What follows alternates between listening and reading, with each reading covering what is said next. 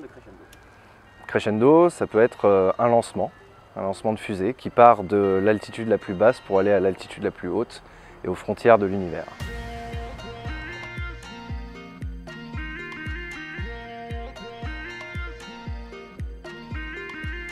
Donc je m'appelle Vincent, mon surnom c'est Vicnet sur les internets. J'ai une chaîne YouTube qui s'appelle Stardust que j'ai créée en janvier 2016 qui fait de la vulgarisation scientifique axée aérospatiale, astronautique également. Et à côté de ça, depuis mars dernier, donc c'est vraiment tout neuf, je suis médiateur scientifique au planétarium de Vaux-en-Velin, près de Lyon. Alors j'ai toujours voulu partager mes passions, faire de la vulgarisation, particulièrement l'espace, parce que en fait l'espace, je suis fan depuis vraiment ma toute petite enfance, au point que je ne me souviens pas quand ça a démarré. Et 2 ans avant la création de ma chaîne, j'hésitais, j'avais un problème de confiance en moi, je me disais ouais non ça va pas marcher, les gens ils vont pas aimer, etc. Et puis janvier 2016, j'ai emboîté le pas, je me suis dit allez il faut que je me lance, il faut que je le fasse, j'ai rien d'autre à faire, je suis chômeur, il faut que je me lance. Je me suis lancé et aujourd'hui, 1 an et demi, voire 2 ans presque après, j'ai bientôt 63 000 abonnés et plus de 3,5 millions de vues sur ma chaîne.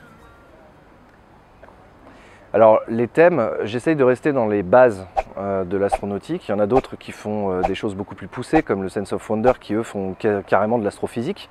Moi j'essaye de rester vraiment accessible à tout public. Et du coup le choix de mes sujets, c'est des sujets en général que les gens connaissent mais qui ne sont pas énormément connus en fait. On les connaît pas dans les détails et donc j'essaye d'apporter des détails intéressants. Et en fait j'essaie de ne pas rentrer trop dans les détails parce que j'aimerais bien que les gens puissent d'eux-mêmes aller aussi chercher des informations, avoir aussi l'esprit scientifique et éveiller leur curiosité. Alors le temps que ça me prend énormément de temps. Après c'est variable par rapport à mon travail puisque j'ai un travail à temps plein à côté. Donc avant quand j'étais pas employé, quand j'étais chômeur, ça prenait tout mon temps. C'est-à-dire que je passais tout mon temps à écrire, à filmer, à enregistrer, etc., à monter. Le montage prend énormément de temps.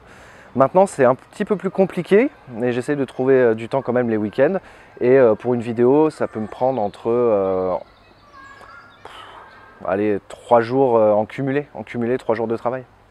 Alors les lives c'est plus facile en fait, parce que c'est souvent répétitif. Il y a toujours des lancements qui sont très similaires. Quand on lance 2 fusées de SpaceX, c'est concrètement les mêmes. Ce qui change c'est le satellite, c'est les conditions des météos, c'est des fois les endroits de lancement. Donc en fait les préparations de live c'est beaucoup moins long, c'est-à-dire que la préparation technique elle va me prendre 1 heure ou 2.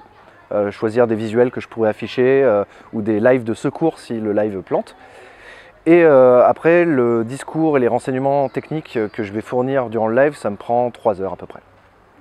Alors j'essaye d'en profiter pour répondre à des questions parfois basiques sur le sujet du live. Par exemple si c'est un lancement d'une Falcon 9, des questions sur SpaceX, j'y réponds. Malheureusement c'est vrai qu'on a la tête dans le guidon pendant un lancement parce que la préparation c'est quelques minutes avant le lancement.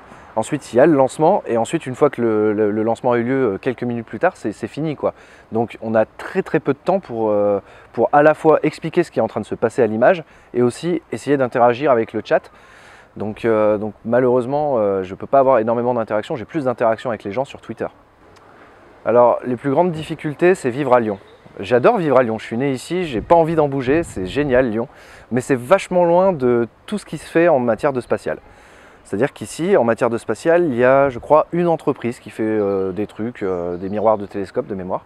Mais sinon, il faudrait être à Toulouse, il faudrait être en Floride, il faudrait être même à Paris ou proche de centres spatiaux de l'Agence spatiale européenne. Et donc ça, c'est ma principale difficulté. C'est-à-dire que pour tourner un épisode, soit je le fais en facecam dans mon salon, ce que je déteste, soit j'essaye de voyager et d'aller à la rencontre des scientifiques, à la rencontre des ingénieurs. Et c'est toute une difficulté et c'est ça qui me prend énormément de temps également, c'est de négocier les autorisations de tournage avec des grandes institutions comme l'Agence spatiale européenne qui honnêtement ne s'intéressent pas énormément aux chaînes YouTube. Alors je suis actif sur un réseau social principal, c'est Twitter, parce que ça me permet de balancer des infos vraiment, comment on peut dire, qui s'en vont facilement, quoi, qui sont éphémères. Des infos rapides comme ça, tac tac, avec les gens, avoir des discussions très rapides également, pouvoir faire des threads aussi, c'est-à-dire des longues discussions. Facebook, j'utilise un peu moins, plus pour en fait juste sortir les vidéos et faire des grandes annonces d'événements. Mais sinon, je l'utilise pas spécialement. Et puis le réseau social que j'utilise vraiment le plus, c'est bien sûr YouTube. Alors des rencontres abonnées, j'en ai pas fait énormément en 2 ans. J'en ai fait une à Toulouse qui s'est vachement bien passée à l'époque où j'avais pas tant que ça au niveau abonnés. Et pourtant, il y avait quand même du monde, c'était cool, on s'est bien amusé. J'en ai fait une à Paris également où on était une quinzaine. C'était plutôt sympa, c'était en juillet dernier. Et j'essaye d'en faire un maximum. Le truc, c'est qu'encore une fois, n'étant pas à Paris ou à Toulouse, ne voyageant pas énormément, puisque ma chaîne, ça coûte de l'argent de voyager aussi, quoi. Donc ma chaîne n'a pas ce chiffre d'affaires. Forcément, je fais comme je peux. Mais j'essaye toujours de rencontrer les abonnés parce que j'adore rencontrer les gens et savoir à qui je m'adresse en fait dans mes vidéos. Alors, j'en ai animé déjà, j'adore faire ça. J'adore préparer une conférence et pouvoir interagir avec le public en live. Oui, dès qu'on me propose, je dis toujours oui. Mais surtout, même bénévolement, il n'y a pas de problème, quoi. Surtout bénévolement, ça me plaît surtout. Alors sur YouTube, on se connaît presque tous. Et très vite, on a établi des liens d'amitié, surtout avec les vulgarisateurs au niveau spatial.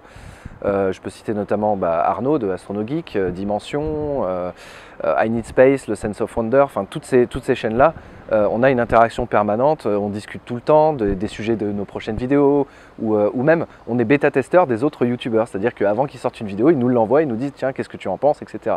Donc on a des relations très fortes, et dès qu'on peut, on se rencontre. Comment je vois ma chaîne dans l'avenir? C'est difficile à dire parce que je suis quelqu'un qui a du mal à me projeter dans l'avenir et c'est pour ça aussi que je ne fais pas beaucoup de vidéos sur le futur du spatial. C'est une de mes particularités, un de mes défauts personnels. Je pense qu'elle va continuer à monter parce que c'est comme ça que ça se passe sur YouTube. Il y a très peu de chances que ça se mette à descendre en fait, c'est pas comme ça que ça marche sur YouTube. Donc ça continuera à monter. Après, moi ce que je préfère c'est avoir un travail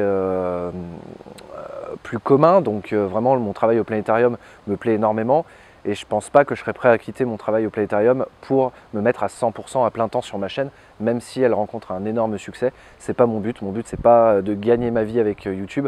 L'argent que je gagne avec YouTube, je le réinvestis à 100% dans les tournages. Ma source de revenus, j'essaye de faire en sorte que ce soit que mon salaire, c'est-à-dire de ne vivre que de mon salaire. Tous les revenus YouTube que je perçois, les dons aussi des abonnés, je les reverse vraiment dans les tournages parce que les tournages ça coûte extrêmement cher. Après oui, si on me propose par exemple des placements de produits, je sais pas, ça sera au cas par cas. Si on me propose de faire des publicités rémunérées, ce sera pareil au cas par cas. Vraiment j'essaye de ne pas rentrer dans un modèle économique où je veux à tout prix gagner de l'argent de YouTube. Je ne veux pas gagner d'argent de YouTube, je ne veux pas utiliser cet argent de YouTube personnellement. Vraiment, si je gagne de l'argent, plus d'argent sur YouTube avec le temps, tant mieux, parce que je pourrais faire beaucoup plus de tournages. Je pourrais aller aux États-Unis filmer un lancement de Falcon 9 ou en Guyane, aller dans le centre spatial guyanais, ça serait énorme. Et tout ça, tout ça se finance avec les revenus YouTube en fait. Et donc voilà, sur le plan personnel, je reste avec mon salaire et j'en vis très bien. Ça me fait plaisir et j'aimerais bien rencontrer d'autres gens de la communauté Crescendo. Si vous organisez un événement Crescendo quelque part en France, ce serait vraiment très cool. On pourrait boire des verres ensemble et se connaître et savoir qui fait quoi et essayer de comprendre les vies des autres. C'est quelque chose d'incroyable de rencontrer des gens et de partager leur vie en fait, de connaître leur vie aussi.